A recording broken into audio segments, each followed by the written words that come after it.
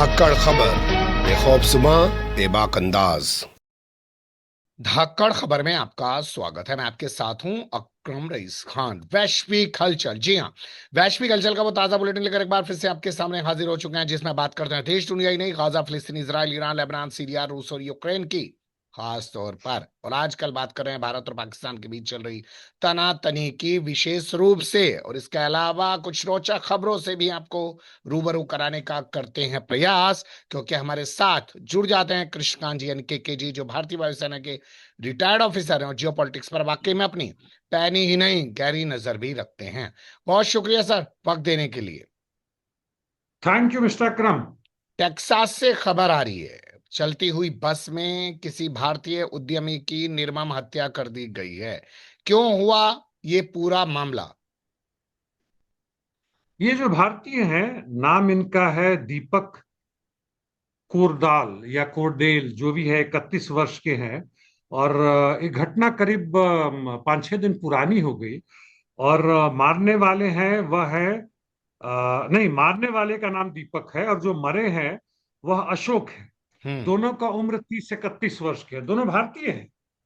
और बस में जा रहे थे, करीब 7-8 लोग थे बस में। ये पीछे बैठा हुआ था जो हत्यारा था, उसने आगे वाले की चाकू लगा दी और मार दिया। और जब बस रुका तो बाकी सारे पैसेंजर के साथ यह भी आसानी से उतर के चला गया, किसी ने कुछ कहा नहीं। जब हंगामा शुरू हुआ, पुलिस को बताया गया, पुलिस पहुंची तो जबरदस्त ट्रॉमा जो कहते हैं, आधा बेहोशी की हालत में, छटपटाते हुए हालत में इनको लेके गया है। हॉस्पिटल में पहुंचे, वहां पे इनको या तो उसमें मृत घोषित किया गया, कुछ कोशिश की गई, उसके बाद से मर गए। हम्म। जब ये अंततः बंदा पकड़ा गया, जहां बस रुका था वहां से 1 किलोमीटर 1.5 किलोमीटर के दायरे में पकड़ा गया है। जब पूछा गया क्यों मारा, तो कहता है कि इसका चेहरा मेरे चाचा से मिलता जुलता था। आहा।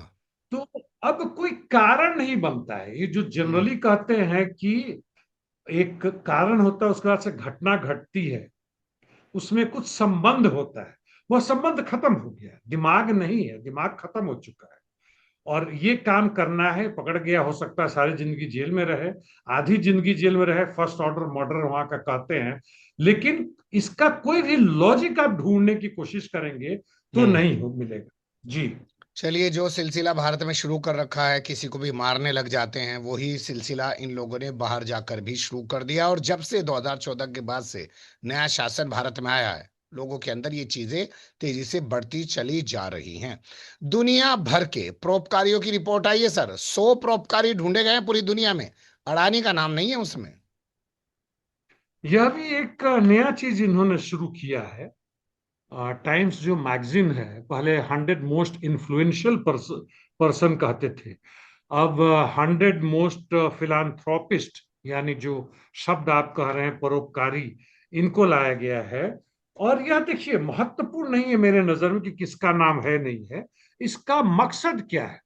इसका मकसद है कि आम जनता को दिखाना कि ये पूंजीपति भी परोपकारी होते हैं। उफ। 100 ये महान लोग हैं जो तुम्हारे लिए काम करते हैं, उफ। अपने हिस्सा का जो कमाते हैं उसका तुम्हें दे देते हैं। जी जी। कमाते हैं बेचारी इतनी मेहनत से, तुम्हें देते हैं। हम्म। वैसे बाय द वे, इंडिया में भी एक कानून है जो बहुत दशकों से चला आ रहा है, CSR कहते हैं, जिसका मतलब हुआ company social corporate social responsibility. Responsibility, company नहीं sir, corporate social responsibility. Corporate corporate, जी हाँ, आपने बिल्कुल सही कहा, कॉर्पोरेट सोशल रिस्पॉन्सिबिलिटी, हम्म। यानी तुम्हें कुछ ना कुछ करना है, जनता को दिखाना है। इसमें अडानी को ना मिला, इसमें हमारे जो हाजिम प्रेम जी हैं उनको मिला है, एक अशोक कामत वो है, उनको मिला है, कोई आनंद गिरिधर दास है, उनको भी मिला है, और अन्य लोगों को भी मिला है। और इसमें यदि अंबानी और नीता अंबानी को मिलता है तो कोई आश्चर्य की बात नहीं है। कहते हैं कि इन्होंने 100 करोड़ या 120 करोड़ या 300 करोड़ दे दिए हैं। इन्होंने 3 अरब जो पैसे हैं वह लूटे जनता से, उसका इतना हिस्सा दे दिया। हम्म। 5 किलो अनाज दे रहे हैं वो जनता से, वह 1000 किलो अनाज के बराबर है, 5 किलो इनको दे रहे हैं ताकि हम्म। चुपचाप रहो, खाओ पियो और बचो।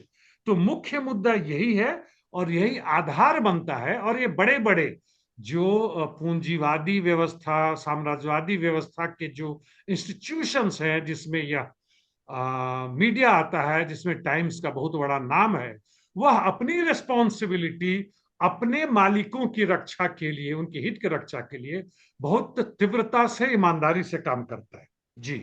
मैं सीएसआर को लेकर कुछ और बातें करना चाहता हूं आपसे सर। पहले क्या होता था, ये कंपनियां बहुत सारी एनजीओज को पैसा दिया करती थी सीधे, लेकिन बाद में धीरे धीरे इन तमाम कंपनियों ने अपने ट्रस्ट बना लिए। अडानी का अपना ट्रस्ट है, अंबानी का अपना ट्रस्ट है, टाटा का अपना ट्रस्ट है। अब ये अपने ट्रस्ट को अपना सीएसआर का पैसा देते हैं, तो क्या ऐसे में भी इनको परोपकारी माना जाए? 1990 के पहले, यानी यूएसएसआर जो टूटा, वो अलग बात है कि जो टूटा वह एक समाजवादी साम्राज्यवादी था। समाजवादी कहने के लिए था, मुख्यतः एक पूंजीवादी साम्राज्यवादी देश था। और उसके टूटने के बाद से जो भ्रम दिखाने की कोशिश थी जनता में कि देखो वहां के लोग कितने खुशहाल हैं, क्योंकि अभी भी पाश्चात्य देशों की तुलना में, अमेरिका की तुलना में, वहां लोगों के रोजगार का कम से कम कानूनतः संवैधानिक तरीके से उनको अधिकार था कि नौकरी दिया जाए, उनको घर दिया जाए, पूर्ण शिक्षा दिया जाए, स्वास्थ्य दिया जाए। जब वह टूट गया तो धीमे धीमे करके खत्म होना शुरू हुआ। 92, 93, 94 के बाद से ही दिखना शुरू हुआ कि यूरोप की जनता, एक तो पहले ही सोता था असमानता जो बढ़ रहा था बड़े बड़े पूंजीपतियों और साधारण मजदूरों के बीच में, वो तो बढ़ ही रहा था। जो मिडिल क्लास के लोग थे, अपर मिडिल क्लास को छोड़ दें, तो उनकी भी जो कमाई था वो घटने लगा, क्योंकि ऊपर वाले जो थे वह लूट रहे थे। और अब आके पिछले 20 वर्षों से पूरी दुनिया भर में बड़ी बेशर्मी से इन लोगों ने जो अपना एक कवर बनाया था, मास्क बनाया था, पूंजीपतियों के द्वारा, सोशल मीडिया एक्टिविटीज के द्वारा, जो आप कह रहे हैं सीएसआर को एनजीओ के द्वारा, सब हटा के खुद अपने हाथ में ले रहे हैं। यहां हम्म। तक कि खुद अब सत्ता में भी आ रहे हैं, जैसे अमेरिका में नजर आ रहा है। हम्म। क्योंकि जो एलॉन मस्क या ट्रंप है, ये लोग डायरेक्ट वही है, भारत में होगा अभी कुछ समय की बात है, यदि यही दिशा चलती रही तो। और जी। दुनिया का अन्य जगहों में तो हो ही रहा है। जो हत्यारे हैं, जो जाहिल हैं, बोलने में माहिर हैं, सत्ता पे कब्जा किया हुआ है, पूंजी के हित में बड़ी ही बेरहमी से काम करते हैं, वो आगे आएंगे। इसलिए सीएसआर जैसे चीजों का कोई मायने नहीं रह गया, चाहे मंदिर बनवाए, चाहे विश्वविद्यालय बनवाए। जी। मायने तो मुझे लगता है नैतिकता के भी नहीं रह गए हैं, और जो देशभक्ति है वो भी सिर्फ गरीबों के लिए ही रह गई है, उन्हीं से तमाम प्रमाणित करवाई जाती है। वरना देखिए, अंबानी अपनी पत्नी को लेके उस ट्रम्प से मिल रहा है जो हमारे खिलाफ दुनिया भर की बकवास कर रहा है। हमारे यहाँ जो एप्पल की कंपनी है उसे लगाने से रोक रहा है, और वो भी कतर में जाकर। उसे तो कोई सवाल नहीं उठा रहा। फिर दूसरी बार मिले कतर में, जाने का सीधा अभी कुछ नहीं मिला है, लेकिन अपना एक संबंध बेहतर कर रहे हैं। कतर से भारत के साथ जो संबंध हुआ है, हमारे जो प्रधानमंत्री गए थे वहां पर, तो 20 बिलियन डॉलर वह करेगा। उसके पास पैसे की तो कमी है ही नहीं, हम्म। कतर कुछ भी कर सकता है। वो मुफ्त में बड़ा खुश है तो आपको बढ़िया बढ़िया हवाई महल भी दे सकता है। वह सब अलग की बातचीत है। तो 20 बिलियन कहाँ लगेगा, किस तरह लगेगा, उसमें यदि अंबानी को यदि नहीं हिस्सा मिलता है, हम्म। इस 100 परोपकारियों में तो विश्व के महानतम में आ ही चुके हैं। और नंबर 2 कतर के साथ भी है, नंबर 3 वहां पे संभवतः एलॉन मस्क गए थे, मैं श्योर नहीं हूं, लेकिन खैर ट्रम्प तो थे ही थे, तो इनसे मिलते हैं। तो जहां ट्रम्प नाराज हो रहे हैं अदानी से, उस हिस्सा को जो खाली हो रहा है, जैसे एप्पल को बोल दिया कि तुम भारत में मत जाओ, तो कहाँ जाएंगे। और उनका बहुत बड़ा जो स्टारलिंक है, जो भारत में आ रहा है एलॉन मस्क का, जी। उसका यदि हिस्सा होता है तो इसमें अंबानी कैसे नहीं मिलेंगे उसमें। हम्म। जी। चलिए, अब एक और खबर है, लेकिन वो है रूस और यूक्रेन जंग से जुड़ी हुई। ट्रंप ने दावा किया, मीडिया के सामने बताया बाकायदा कि देखो, पुतिन ना उनकी पत्नी मेलानिया ट्रंप का बड़ा भक्त है। जब इन दोनों के बीच में तथाकथित बात हुआ, 2 घंटे से अधिक हुआ, कई चीजें हुई, एक दूसरे के हालचाल पूछे गए। पुतिन ने भी पूछा कि तुम्हारी जो ग्रैंड डॉटर या ग्रैंड सन, जो भी इनका जो हुआ अभी हाल फिलहाल में, कैसे है, बधाई हो। और इन्होंने कहा कि हम रूस के लोग जो हैं सो आपकी पत्नी को बहुत पसंद करते हैं। बहुत तो अच्छा। थोड़ी देर के लिए संभवतः जैसा कहते हैं थोड़ा अकपकाए, लेकिन फिर पूछा कि मेरे को, कहा कि नहीं हम आपको भी पसंद करते हैं, लेकिन उन्हें हम ज्यादा पसंद करते हैं। अब बताओ। जो भी हो, यह तो एक मतलब डिप्लोमेसी का एक हिस्सा है कि एक दूसरे को खुश करो। और बीविया को हमेशा ज्यादा सुंदर करो तो बीवी भी खुश होती है, नेचुरली हस्बैंड को भी इन्फ्लुएंस करेगी कि क्यों तुम पुतिन के खिलाफ बोल रहे हो। जी। बिल्कुल सही बात है। जब मैम साहब खुश होगी तो साहब से काम लिया जा सकता है, और शायद इसी वजह से लोगों ने कहा था कि कतर $400 मिलियन का जहाज अगर ट्रंप को दे रहा है तो भैया सारा नेतन्याहू को भी दे दे। हो सकता है जंगबंदी हो जाए गाजा में। खैर, अगली खबर का रुख करते हैं। ये रूस को क्या हो गया सर, जो इन्होंने एआई पर पाबंदी लगा दी? एमनेस्टी इंटरनेशनल की बात कर रहे हैं ना? हाँ, उससे प्रतिबंध लगाने का कारण है कि इनके जो लोग काम कर रहे हैं, इनका जो संस्था है, वो कहीं ना कहीं से यूक्रेन से मिलके रूस के खिलाफ आवाज उठा रहा है कि लोग ह्यूमन राइट्स वायलेशन कर रहे हैं यूक्रेन में, पब्लिक को मार रहे हैं, बच्चों को मार रहे हैं, और जबरदस्ती युद्ध कर रहे हैं, ये आक्रामक है वगैरह है। इन्होंने पूरे के पूरे बैन ही कर दिया है कि तुम्हारे ऐसे की तैसे, तुम चलो यहां से। वैसे भारत में भी ये तकरीबन इनकी इज्जत नहीं है जब से मोदी सरकार आई है, दूसरे कारणों से। जी। चलिए, अब अमेरिका से जुड़ी खबरों का रुख करते हैं, और यहाँ जो पहला अपडेट है वो है ट्रम्प के हवाले से। उन्होंने एक बड़ा ऐलान कर दिया एयर डिफेंस को लेकर, और वो ऐलान उन्होंने मिडिल ईस्ट के दौरे के बाद किया, जिसके बाद सवाल उठ रहा है कि ये शांति दूत बन गए हैं पूरी दुनिया में, तो क्या इनको जान का खतरा ज्यादा लग रहा है? इसलिए अब अमेरिका में गोल्डन डॉम के नाम से नया एयर हाँ, डिफेंस सिस्टम लागू कर रहे हैं। आयरन डोम तो इन्होंने दिया है इसराइल को, काफी हद तक इफेक्टिव ही है, क्योंकि आ, हमास के पास इस तरह के लॉन्ग रेंज मिसाइल्स या बैलिस्टिक मिसाइल्स नहीं थे, नहीं जमा कर सकते थे। हाँ, हिजबुल्लाह के खिलाफ उतना इफेक्टिव नहीं था। हूती के खिलाफ इनका इफेक्टिवनेस प्रश्नवाचक चिन्ह है। खैर, उससे भी बड़ा ये बनाने के कह रहे हैं, 250 या 270 बिलियन डॉलर नहीं, 135 बिलियन डॉलर की बात कर रहे हैं कि लगाएंगे। और जो कि एक लंबा प्रोग्राम है, 2026 से यानी अगले ही वर्ष 25 बिलियन डॉलर लगेंगे, और 500 बिलियन डॉलर लगेगा यह अगले 20 वर्षों में। लेकिन इनका कहना है कि इन्हीं के काल में यानी अगले 3 से 4 वर्षों में 135 बिलियन डॉलर लगा के यह एक ऐसा गोल्डन डोम बनाएंगे, आयरन से बड़ा चीज, जो कि सब चीज अभी तक जितना है, ऑन द होराइजन रडार है, यानी होराइजन से दूर आता हुआ रडार है। अमेरिका के दूसरी तरफ जो पृथ्वी के घूम के दूसरी तरफ से भी आता है, उसका भी वो पता करेगा। जो आकाश से आता है, चीन या रूस की तरफ से आता है, या अंडर वाटर आता है जैसे नॉर्थ कोरिया से डर है, सबका एकमात्र मतलब हम कहें हमारे शब्द में तो रामबाण होगा।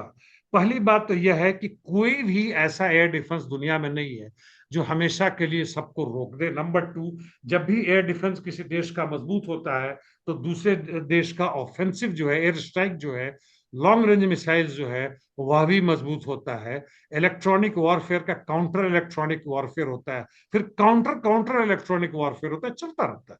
यह एक प्रोसेस है। हम्म। नंबर टू, देखिए इसके अंदर में बहुत बड़ा हिस्सा जो दिया जाएगा आखिर यह आर्म्स इंडस्ट्रीज में, उसमें एलॉन मस्क का है, कम से कम 25-30% उनका हिस्सा होगा, और बाकी इनके साथियों का होगा, हो सकता है इनका भी है। यानी यह जनता के पैसा को लेकर खुद हड़पना चाहते हैं इस नाम पे। जो भी हम्म। बने उसका क्या यूज होने की बात अलग है। तो पूरी दुनिया में कार्रवाई चल रही है, अमेरिका भला पीछे क्यों रहे? और एक भारी जबरदस्त मुश्त में, मतलब देश के हित के लिए, देश के रक्षा के लिए ये काम कर रहे हैं, और कोई खास मतलब नहीं है। बाय द वे, नए नए न्यूक्लियर बॉम्ब भी बनाने की बातें हो रही है। जी। बिल्कुल सही बात है, और ये तक कह रहे हैं कि अगर स्पेस से इनके ऊपर कोई मिसाइल दाग दी गई तो इनका जो गोल्डन डॉम सिस्टम होगा वो उसको भी निष्क्रिय कर देगा। देखते हैं क्या कर पाते हैं, और इनको डर इतना क्यों लग रहा है? बड़ा सवाल ये होना चाहिए, जब पूरी दुनिया में तुम शांति स्थापित करवाते ही जा रहे हो, फिर तो तुम्हें हथियार खत्म करने का काम करना चाहिए। वेनेजुएला ने अमेरिका के फौजी को क्यों छोड़ दिया? सवाल ये है, पकड़ा क्यों था?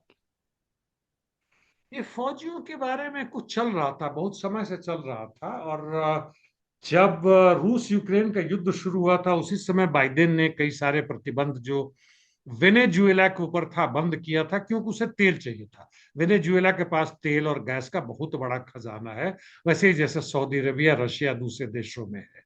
और इसी के आधार पर कुछ पहले से ही बातचीत चल रहा था, कुछ अदला बदली हुई है, डिटेल मुझे नहीं मालूम है। और जहां तक वेनेजुएला की बात है, एक चीज और हुआ है कि कोलंबिया से, अभी वेनेजुएला में चुनाव होने वाला 25 मई को, जी। तो कोलंबिया से जो जहाज आ रहे थे उसमें से 20 या 25 लोगों को इन्होंने एयरपोर्ट पे ही पकड़ लिया और जी। गिरफ्तार कर लिया कि ये लोग वहां के चुनाव में हस्तक्षेप करने के लिए, तोड़फोड़ करने के लिए, और वेनेजुएला में हंगामा करवाने के लिए लोग आ रहे थे, इसलिए अब बंद कर दिया है। तो वेनेजुएला एक तरह से कहें तो एक सत्ता जो है इस तरह की राष्ट्रवादी सत्ता है जो अपने संसाधनों का इस्तेमाल खुद के जनता के लिए करना चाहती है। हालांकि पूंजीवाद वहां पे बिल्कुल सही सलामत है, उसके ऊपर कोई खतरा नहीं है। और नंबर 2, अंतर्राष्ट्रीय स्तर पर वो अमेरिका से लड़ने के लिए तैयार रहता है। उसका विरोधी है वैसे ही जैसे कुछ हद तक साउथ कहें तो साउथ अफ्रीका। अफ्रीका है, या दूसरे जो देश है जो बुर्किना फासो और वो सब जो अफ्रीका के हैं, वो सब एक मजबूत देश इस हिसाब से। जी। अदालत के आदेश के बावजूद भी वेनेजुएला से जुड़े हुए लोगों पे जो मामला सुनाया था अदालत ने, उसके बावजूद भी लोगों को उठाकर अमेरिका से अब सूडान फेंक दिया जा रहा है। यह अजीब हालत है, जरा देखिए। मतलब ये लोग 10-12 ऐसे कुछ लोगों को भेजा गया है, जिसमें एक म्यांमार से, एक वियतनाम से, दो की मतलब बात मैंने देखी। ये लोग आते हैं किसी कारणवश अमेरिका में, वहां पर मांगते हैं, भीख मांगते एक तरह से कि हमें रख लो, हम जहां से आए हैं वहां पे हमारा जिंदा रहना मुश्किल है। वियतनाम वाले की क्या कहानी डिटेल नहीं मालूम है, लेकिन म्यांमार या बर्मा में तुम्हें पता है कि वहां पर एक गृह युद्ध चल रहा है। वहां की जो डिस्ट्रिक्ट कोर्ट है वह कहती है कि इनको नहीं प्रत्यार्पण किया जाएगा, बाहर नहीं भेजा जाएगा। ये कुछ हमें कहना चाहते हैं, कोर्ट में बहस चल रही है। उसी समय कोर्ट में खबर आया कि यहाँ से हवाई जहाज इन सबको पकड़ के उड़ चुका है। और कहाँ जा रहा है, जब वह सरकारी वकील से पूछा जाता है तो कहता है कि यह सीक्रेट है, यह सेंसिटिव इंफॉर्मेशन, हम आपको नहीं बता सकता। ऐसे कि आपको बता देंगे तो हो सकता है मिसाइल आके इनको ठोक दे। हम्म। और इस पे कहते हैं कि यह कोर्ट की अवमानना है। तो उससे कहता है कोई बात नहीं, ट्रंप की सरकार ये नहीं मानती कोर्ट की अवमानना है। और हम्म। जो और भेज कर रहे हैं वह दक्षिणी सूडान में भेज रहे हैं। हम्म। यानी ये लोग किसी और देश की, कहीं और आके अमेरिका माने, तुम दक्षिणी सूडान में भेज दिए जहां की खुद ही गृह युद्ध चल रहा है। ना हम्म। वहां की भाषा समझेंगे, ना इनके पास पैसे है, ना कुछ है। वहां जाके जेल में रहेंगे, नहीं तो मरेंगे, और क्या होगा। इस तरह की अमानवीय काम दुनिया में पहले कभी नहीं होता था। जी। सही बात है। जब पैसे वाले लोग चारों तरफ बैठ जाएंगे तो वो हमेशा से पैसे को ही देखेंगे। अब रुक कर लेते हैं गाजा और मिडिल ईस्ट से जुड़ी खबरों का। और यहाँ जो पहला अपडेट है वो है ब्रिटेन के हवाले से। ब्रिटेन ने कई कदम उठाए। पहले फ्री ट्रेड एग्रीमेंट जो था उस पर बातचीत रोक दी इसराइल के साथ। इसराइल के राजदूत को बुला के क्लास लगाई, उसकी फटकार लगाई। और वेस्ट बैंक के जो शटलर्स हैं उन पर भी पाबंदी लगाई। क्या आपको लगता है इससे इजराइल रुक पाएगा? और जो अब बारी है बाकी लोगों की, जैसे कनाडा और फ्रांस की, वो भी धमकी दे रहे थे, या यूरोपीय यूनियन की, वो भी इजराइल के खिलाफ कुछ कर पाएंगे, या सब हवा हवा ही है सब कुछ? सीधा उत्तर तो ये कि सब हवा हवाई है। वैसे ये लोग अपने जनता के दबाव में, विपक्षी पार्टियों के दबाव में, थोड़ा कहते हैं कि जगह है तो लेट से जगह। जैसे ऑस्ट्रेलिया के विपक्षी दल ने कहा है कि भाई देर से ही सही लेकिन कुछ कार्रवाई करो, कुछ तो करो यार, ताकि लगी हुई जनता को कि हो रहा है। और ये सब जितने आपने नाम लिए, ये लोग और कुछ नहीं है। खासकर यूके की बात है, जहां तक इंग्लैंड की बात है, लेबर पार्टी की बात है, वहां के communist party of Britain, Marxist Leninist, उनका उनका जो जनरल सेक्रेटरी हैं, उनका कहना है कि ये एक तमाशा है और टोरी से भी ज्यादा दक्षिणपंथी है। हम्म। यह उन्होंने खुलेआम कहा है। यह बेन बरार की बेटी है, रंजीता उनके बेटे का नाम है, उनकी बेटी का नाम मुझे नहीं आ रहा है, मिस बरार चलिए कहते हैं टाइम बिंग के लिए। तो उनका कहना है, और मैं उनसे पूर्ण रूप से सहमत हूँ। उनकी बाकी जो नीतियां हैं उसमें कई जगह मेरी असहमति है, बात अलग है। लेकिन यूके के जो स्टारमर है, ये वह एक तमाशा कर रहे हैं, दिखा रहे हैं, और कुछ नहीं कर रहे हैं। यदि वास्तव में ये लोग खड़ा हो जाए अमेरिका के साथ साथ, जो अमेरिका भी तमाशा ही कर रहा है, ट्रंप का तमाशा है, कर दे, तो फिर कहीं से भी नेतान्याहू की हिम्मत नहीं पड़ेगी कि जिस तरह से वो जनसंहार कर रहे हैं, पूरे के पूरे गाजा पट्टी को 3 भागों में बांटने की बात कर रहे हैं। और वहां के जो वित्त मंत्री, वह खुलेआम कर रहे हैं, गवीर या जो भी उनका नाम है, बेजलिल वह स्मोट्रिच। मोट्रिज, हाँ, गवीर दूसरे हैं, मोट्रिज खुलेआम कर रहे हैं हम्म। कि हमारा लक्ष्य बिल्कुल नहीं है कि हम मानवीय सहायता वाले ट्रकों को आने दें, जो कि सैकड़ों की संख्या में ये लोग खा के मोटे हो चले। अभी हम्म। 5 या 6 ट्रकों की इजाजत दी है, मतलब कोई मायने ही नहीं बनता है। जी। और हमारी चाहत है कि इन लोगों को भूखे मार दे, वहां पे खत्म कर दे, वो खुलेआम बोल रहा है। उन लोगों को कोई भी डर नहीं, क्या अपने बल पे, अपने ताकत पे। और हम्म। इस तरह की खुलेआम जनसंहार, जो कि हम जानवरों के भी खिलाफ नहीं करते हैं, ये जी। लोग इंसानों, बच्चों, औरतों के खिलाफ कर रहे हैं, और कोई आवाज नहीं, और लेकिन ये मैं लोग लेकिन मैं तमाशा। टाइम को लेके सवाल उठाना चाहता हूं सर, आपको हाँ रोक रहा जी। हूं। जिस जी। तरीके से हमने देखा कि ट्रंप ने हमास के साथ समझौता किया इजराइल को बाईपास करके, हूती के साथ समझौता किया इजराइल को साइड रखे, ईरान से बातचीत हो रही है इजराइल को साइड रखे, सीरिया से तमाम प्रतिबंध हटा दिए और वहां के अहमद अल शरा को अट्रैक्टिव टफ गाय बता दिया ट्रंप ने इजराइल को साइड रखे, यूएई सऊदी अरब और कतर से समझौते कर लिए इजराइल को साइड रखे। क्या उसके बाद ये यूरोपीय यूनियन और तथाकथित जो बाकी देश बचे हैं पश्चिमी दुनिया के, वो दम दिखाने की कोशिश कर रहे हैं ट्रम्प की वजह से? एक तो आपका जो सवाल है, यदि मैं करता, तो आपने जहां जहां भी कहा इसराइल को साथ साइड कर दिया, मैं कहूंगा नेतान्याहू को साइड कर दिया। वह हम्म। इसराइल को साइड नहीं कर रहा है। हम्म। दूसरा, आपका जो सवाल है वह बिल्कुल सही है, कि ये लोग भी या तो अमेरिकी दबाव है, अपने विपक्ष का दबाव है, वहां की जनता की दबाव है, क्योंकि सब छुपाने के बावजूद भी जिस तरीके से पूरे विश्व भर में जो इनके खिलाफ जो आवाज उठ रही है, वह भयानक है, वह शांत नहीं है। हाँ, मेरा एक और यहाँ पे एक पूरा डिटेल में नहीं, एक ही लाइन कहना चाहूंगा। मेरा ऑब्जर्वेशन है कि जब पूरी दुनिया की सरकारें अब कम से कम कहने के लिए सही इसराइल के खिलाफ आ रही है, नेतन्याहू के खिलाफ आ रही है, भारत सरकार की चुप्पी क्यों है? जी। बिल्कुल सही। वैसे भारत सरकार ही नहीं, और भी कई सारे देश हैं जो बड़े संस्कारी बने हुए हैं। हंगरी को देख लीजिए, कह रहा है कि मैं अब आईसीसी से बाहर हो जाऊंगा। हाँ, उन्होंने हंगरी का जो राष्ट्रपति ओरबान, कहने के लिए वो नाटो के खिलाफ हैं, यूरोपियन यूनियन जो कर रहा है रशिया के खिलाफ है, और एक तरह से कहें तो मानवाधिकार सब कहते हैं, लेकिन उन्होंने बड़े प्यार से इजराइल के प्राइम मिनिस्टर नेतान्याहू को अपने यहाँ बुलाया, जबकि आईसीसी के वह भी हस्ताक्षर करने वाले हैं। और बाद में जैसे पुराने जमाने की हिंदी फिल्म होता था, सब हो जाता था, तब हम्म। डायरेक्टर कहता था भाई तुम लोग पुलिस का वर्दी पहनो, यहाँ आ जाओ, हैंड्स ताकि अप। अब कहानी खत्म करें। Hands up. हैंडसम जी। तो वही वही काम कर रहे हैं कि अब हम आईसीसी से बाहर जा रहे हैं, अपने पार्लियामेंट से पास भी करवा दिया। यह दिखावा, इनका जो चेहरा जो है, वह बड़ा ही बेशर्मी पूर्वक है। जी। चलिए एक और बेशर्म चेहरे की बात कर लेते हैं, जो है अजरबैजान। एक तरफ तो ईरान के साथ मिलिट्री एक्सरसाइज कर रहा है, और दूसरी तरफ जो है इसराइल जा रहा है उनको एंटरटेन कर रहा है। अजरबैजान का यह जो है, मुझे एक्चुअली टाइम लगा। मैं टेलीग्राम के एक चैनल में देख रहा था, तो उसमें लिखा हुआ था कि अजरबैजान का डिफेंस मिनिस्टर इसराइल पहुंचा, हम्म। वहां के डिफेंस मिनिस्टर से बात कर रहा है। तो मेरे को आश्चर्य हुआ, क्या वही अजरबैजान है जिनके साथ, मैंने प्रश्न पूछा वहां पे, जिनके साथ ईरान का ज्वाइंट मिलिट्री एक्सरसाइज चल रहा? तो उन्होंने कहा हाँ चल रहा है, वो अभी 1-2 जून तक चलने वाला है, वह लंबा चल रहा है। और यदि कहें तो नॉर्थ ईरान का जो हिस्सा है, वो अजरबैजान से सटा हुआ, और दोनों देशों की भाषाओं की एक दूसरे को समझते हैं, एक दूसरे से काफी अच्छा संबंध है, वह भी है। लेकिन यहाँ पे इनका आना और इसराइल के साथ एक स्ट्रेटेजिक मिलिट्री पार्टनरशिप करना, हम्म। इसराइल के डिफेंस मिनिस्टर का यह आभार व्यक्त करना कि आप लोगों ने जो हमें 2023 से जो हमारी लड़ाई चली, 24 से जो लड़ाई चल रही है, 8 नवंबर से जो चल रहा है, उसका हम आपका बहुत हार्दिक दिल से आपका स्वागत करते हैं। आर्म्स ऑपरेशन जो आपने दिया वो भी कर रहे हैं। हम्म। अजरबैजान के पास भारी संख्या में ईरान का और टर्की का यूएवीज और दूसरे तरह के इक्विपमेंट है, जो वहां से, और तेल भी घूम के सारे इसराइल को आते हैं। हम हम्म। लोग अमेरिका को गाली देते हैं, जर्मनी को देते हैं, इंग्लैंड देते हैं, अजरबैजान भी एक प्रमुख लिंक है आर्म्स अम्यूनिशंस का, सप्लाई लाइन का, जहां से इनको आता है। जी।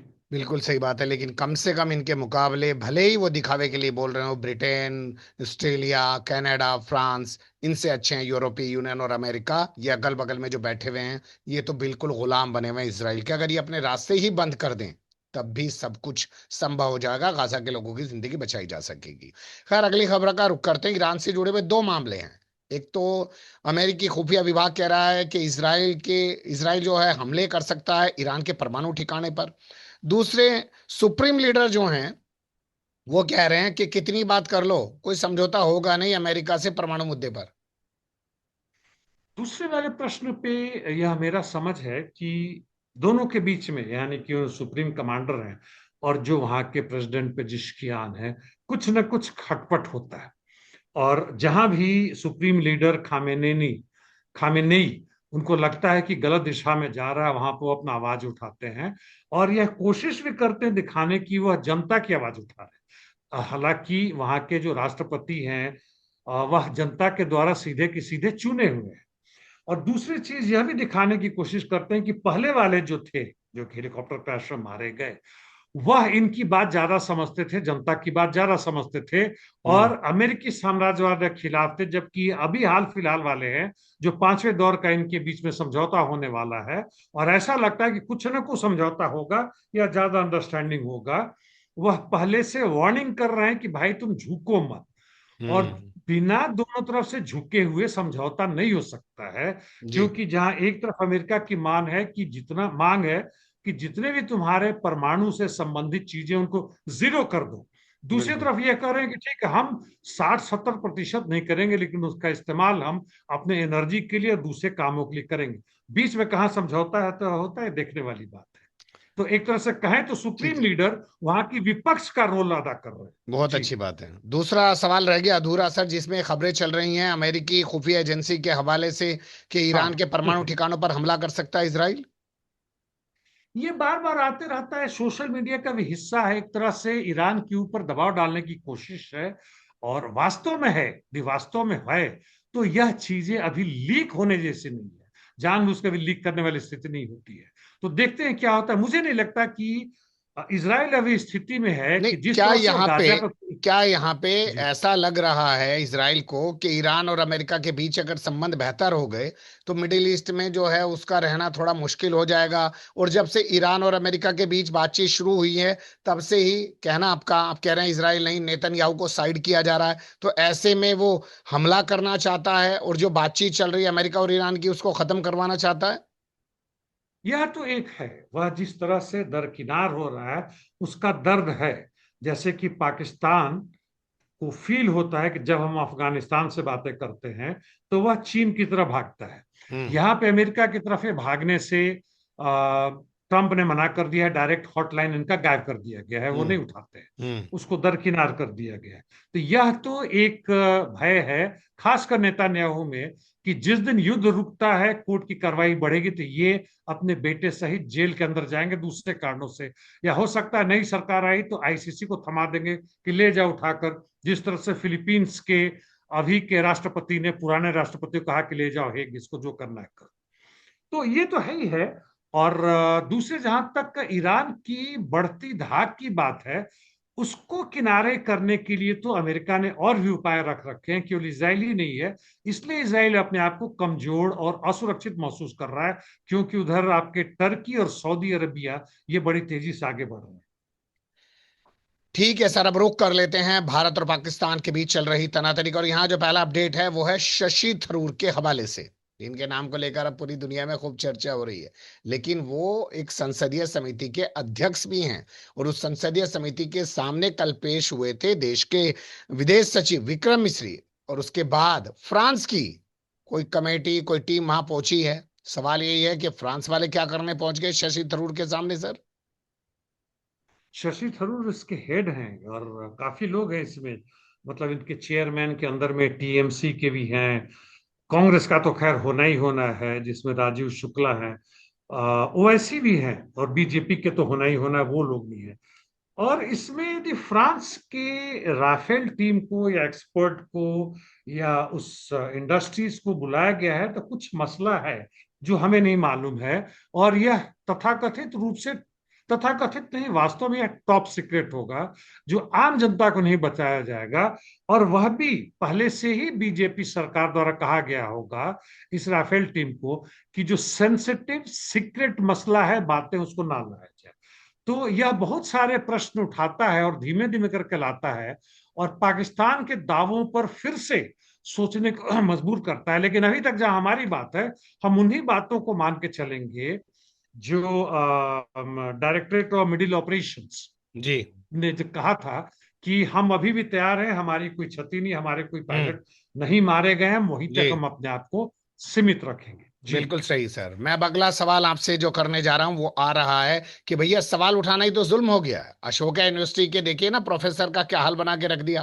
पहले उनको 2 दिन की रिमांड पे भेज देते हैं, फिर उनको 7 दिन की रिमांड पर भेज देते हैं। यह बड़ा ही मतलब भड़काऊ काम मत ये सरकार कर रही है, हरियाणा में हुआ है। और इनके बारे में जिसने पढ़ा है वो तो मैंने नहीं पढ़ा है। एक वीडियो में देख रहा था कि वहां की एंकर इनसे पूछ रही है, जी। जो कंप्लेन करने वाली है। कंप्लेन करने वाले में हरियाणा महिला आयोग की अध्यक्षा है। जी। महिला आयोग का काम इनमें क्या है, इन्होंने जो हम्म। लिखा है वह औप सिंदूर से ही लिखा है। हम्म। और जो पढ़ने वाले हैं वहां के यूनिवर्सिटी के बाकी लोग कर रहे हैं कि यह पेट्रियोटिज्म का हिस्सा है, हम्म। यह पाकिस्तान के खिलाफ है, हम्म। भारत सरकार के पक्ष में है, हम्म। यानी एक तरह से राष्ट्रवादी हैं। और जब उनसे पूछा जा रहा है कि आखिर क्या मतलब कंप्लेन, मतलब इन्होंने जो लिखा उसमें क्या गड़बड़ है, जवाब नहीं दे पाती है। वो कहती है अंग्रेजी में लिखा, आप खुद पढ़िए, ये कीजिए वो कीजिए। जब हम्म। आप आई हैं वहां पे एंकर के सामने तो हम्म। यही कह के आएंगे, उनके पास कोई जवाब नहीं है। तो इनके कंप्लेन करने से, परसों जैसा मैंने कहा था कि बीजेपी के युवा मोर्चा, यानी ये लोग जितने भी, हम्म। युवा मोर्चा तो खैर भाजपा का सीधे एक हिस्सा है। हम्म। ये महिला आयोग तो भाजपा सरकार का हिस्सा नहीं है, यह हम्म। तो स्वतंत्र है। और ये लोग जाकर करते हैं, और कोर्ट में भी तथाकथित रूप से 2-2.5 घंटे बहस होती है। और ठीक उसके है। बाद से कोर्ट इनका रिमांड को 2 दिन से बढ़ा के, 3 दिन से बढ़ा के 7 दिन कर देता है। और हम्म। मसला अभी सुप्रीम कोर्ट में भी गया है। और इसी तरह से देखिए, दूसरी तरफ से देखिए, मैं उदाहरण देना चाहता हूं। हम्म। जिस एमएलए ने आपके मध्य प्रदेश में जो बातें कही थी, मंत्री अपने विजय शाह। जी कर्नल कुरैशी के अगेंस्ट में, कोई कार्रवाई नहीं। यहां तक कि कोर्ट को कहना पड़ा कि जो तुमने एफआईआर किया वो भद्दा है, ठीक है। मजाक बनाया हुआ है।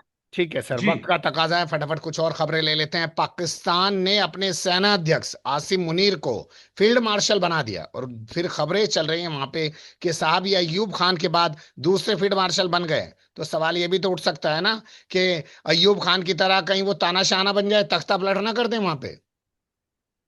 तख्ता पलट हो भी सकता है, हालांकि अमेरिकी प्रवेश के बाद से थोड़ा मुश्किल है। हाँ, हो सकता है यदि पाकिस्तान के अभी के जो प्रधानमंत्री है, जो सत्ता है, वह अमेरिका के खिलाफ को जान लगे, चीन के खिलाफ, चीन के पक्ष में जान लगे, तो हो सकता है सब चीजें हो जाए। हाँ, जहां तक इन्हें फील्ड मार्शल बनाने की बात है, तो एक मेरा ऑब्जर्वेशन यह बनता है कि अभी तक हमारे मीडिया, सोशल मीडिया कहते थे कि वहां के आर्मी चीफ को जेल में डाल दिया जाएगा, मुंह दिखाने लायक नहीं है, विदेशों में भाग रहे हैं। अरे भाई, उनको तो सम्मान किया जा रहा है और तुम हम्म। यहाँ ये हंगामा मचा रहे हो। हम्म। तुम्हें क्या शर्म नहीं आती? एक जी। सवाल मैं उठाना चाहता हूं सर।